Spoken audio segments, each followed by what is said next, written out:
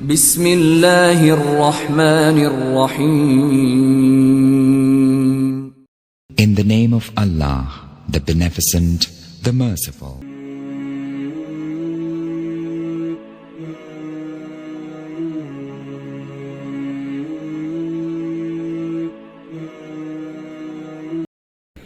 Assalamu alaikum wa rahmatullahi wa barakatuh. Bismillahi walhamdulillah. Wassalatu wassalamu ala sayyidina Muhammadin wa ala alihi wa sahbihi ajma'in, amma ba'd. ആമുഖങ്ങളൊന്നുമില്ലാതെ തഖ്വയുടെ പൊരുൾ എന്ന വിഷയത്തിലേക്ക് നമ്മൾ പ്രവേശിക്കുകയാണ്. വിശുദ്ധ റമദാനിലാണല്ലോ നമ്മളൊക്കെ നിലകൊള്ളുന്നത്. നോമ്പിൻ്റെ ഉദ്ദേശം തന്നെ അല്ലാഹു തആല പറഞ്ഞത്, യാ അയ്യുഹല്ലദീന ആമനു കുതിബ അലൈക്കുമുസ് സിയാമു കമാ കുതിബ അലല്ലദീന മിൻ ഖബ്ലിക്കും ലഅല്ലക്കും തത്തഖൂൻ. തഖ്വ ഉണ്ടാവലാണ് നോമ്പ് നിർബന്ധമാക്കുക വഴി അല്ലാഹു സുബ്ഹാനഹു വ തആല ഉദ്ദേശിച്ചിട്ടുള്ളത്. തഖ്വ എന്ന് പറഞ്ഞാൽ അല്ലാഹു നിർബന്ധമാക്കിയ കാര്യങ്ങൾ ചെയ്യുക, ഒഴിവാക്കാൻ പറഞ്ഞ കാര്യങ്ങളെ ഒഴിവാക്കുക. ഇതാണ് ഏറ്റവും മിനിമം തഖ്വ എന്ന് പറഞ്ഞാൽ. ആ ഒരു ബോധം നിങ്ങൾക്കുണ്ടാകലാണ് പരിശുദ്ധ റമദാൻ ഷരീഫിലെ വ്രതാനിട്ടാണ് നിങ്ങൾക്ക് നിർബന്ധമാക്കുക വഴി ഉദ്ദേശിച്ചിട്ടുള്ളത് എന്ന് നമ്മെ പഠിപ്പിക്കുമ്പോൾ, സകല പ്രവാചകന്മാരും അവരുടെ സമൂഹങ്ങളെ ഉത്ബോധിപ്പിച്ച വിഷയം നാം തന്നെ നിർവഹിച്ചുകൊണ്ടിരിക്കുന്ന എല്ലാ നിക്കാഹിൻ്റെ എന്നല്ല, നിർവഹിച്ചുകൊണ്ടിരിക്കുന്ന എല്ലാ ഖുതുബകളിലും പറയുന്ന വിഷയം അൽ വസിയ്യത്തു ബിത്തഖ്വ, തഖ്വ കൊണ്ടുള്ള വസിയ്യത്തായിരിക്കും. അല്ലേ? ഖുതുബകളിലൊക്കെ നിർബന്ധമായി ചെയ്യുന്ന കാര്യമാണ് തഖ്വ കൊണ്ട് വസിയ്യത്ത് ചെയ്യുക എന്നുള്ളത്. സൂറത്തു ശുഅറ പോലെയുള്ള അധ്യായങ്ങൾ പരിശോധിച്ചാൽ അതിലൊക്കെ മുഴുവൻ പ്രവാചകന്മാരും അവരുടെ സമൂഹത്തോട് ചോദിച്ച ചോദ്യം ഖുർആൻ തന്നെ പറയുന്നുണ്ട്. ഖാല ലഹും അഖൂഹും ലൂത്തുൻ അലാ തത്തഖൂൻ ഇദ് ഖാല ലഹും ശുഐബ് അലാ തത്തഖൂൻ. അവരുടെ സഹോദരൻ ലൂത്ത് അവരോട് പറഞ്ഞു, നിങ്ങൾ തഖ്വ ചെയ്യുന്നില്ലേ? ശുഐബ് ചോദിച്ചു, നിങ്ങൾ തഖ്വ ചെയ്യുന്നില്ലേ? നബിയുനാ റസൂലുള്ളാഹി തങ്ങളും നമ്മളോട് പറഞ്ഞു, അനിത്തഖുല്ലാഹ്, നിങ്ങൾ തഖ്വ ചെയ്യണം, നിങ്ങൾ തഖ്വയോടെ കൂടെ ജീവിക്കണം എന്ന്.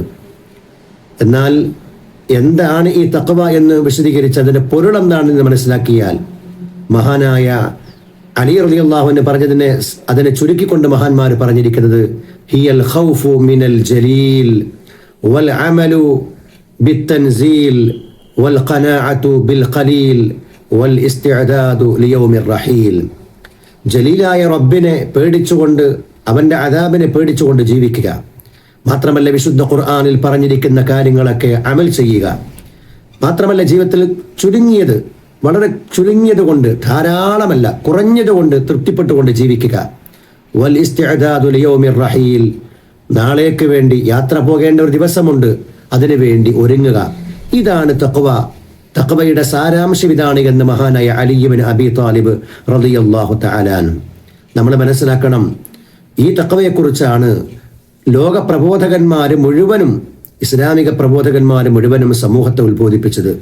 മഹാനായ സയ്യിദുനാ റസൂലുള്ളാഹി സ്വല്ലല്ലാഹു അലൈഹി വസല്ലം മുആദ് ഇബ്നു ജബൽ റളിയല്ലാഹു അൻഹുവിനെ യമനിലേക്ക് അയക്കുമ്പോൾ ഒരുപാട് ഉപദേശങ്ങൾ കൊടുക്കുന്നുണ്ട്.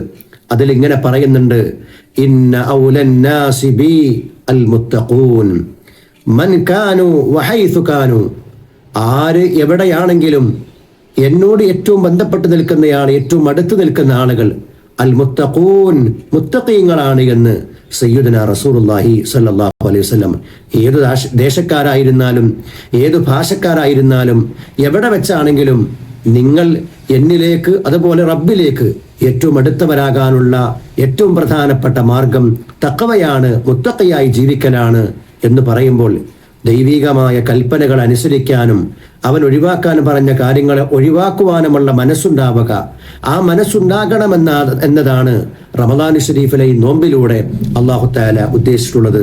ആ നിലക്ക് നമുക്ക് നോമ്പിന്റെ നേട്ടങ്ങളൊക്കെ നേടാൻ, മുത്തഖീങ്ങളായി ജീവിക്കാൻ അല്ലാഹു തആല തൗഫീഖ് ചെയ്യുമാറാവട്ടെ. ആമീൻ ബിറഹ്മതിക യാ അർഹമർ റഹീമീൻ. ഈ വിഷയത്തിലെ ഇന്നത്തെ ചോദ്യം, എന്നോട് ഏറ്റവും ബന്ധപ്പെട്ട് നിൽക്കുന്നവർ മുത്തഖീങ്ങളാണ്, ആരായിരുന്നാലും എവിടെയായിരുന്നാലും എന്ന് ആര് ആരോട് പറഞ്ഞതാണ്? അസ്സലാമു അലൈക്കും വറഹ്മത്തുള്ളാഹി.